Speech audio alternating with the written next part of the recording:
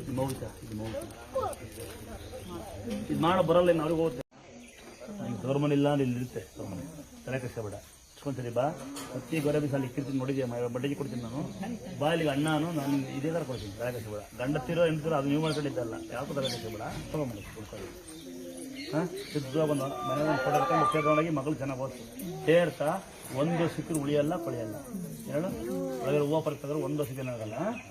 ಆಯ್ತು ಮುಂದಕ್ಕೆ ಬರಲಿ ಏನಾಯ್ತಮ್ಮ?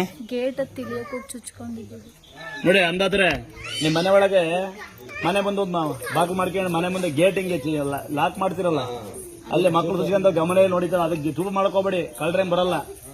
ನೋಡಿ ಹೆಂಗೆ ಸುಧಾರ ಹೆಂಗೆ ಬರ್ತಾ ಸ್ವಲ್ಪ ಇದು ಮಾಡ್ಕೋಬೇಡಿ ದಯವಿಟ್ಟು. ನೋಡಿ ಅಲ್ಲಿ ಹತ್ತಕ್ಕೆ ಹೋಗಿ ಸುಚ್ಕೊಂಡಾನೆ ನಿಮ್ಮ ಮನೆ ಮುಂದೆ ಗೇಟ್ಗಳು ಯಾರು ಸುಚ್ಕೊಂಡು ಲಾಕ್ ಮಾಡಿರಿ, ಯಾರು ಚೂಪ್ ಮಾಡಿರಿ, ಅದನ್ನು ದಯವಿಟ್ಟು ತೆಗೀರಿ.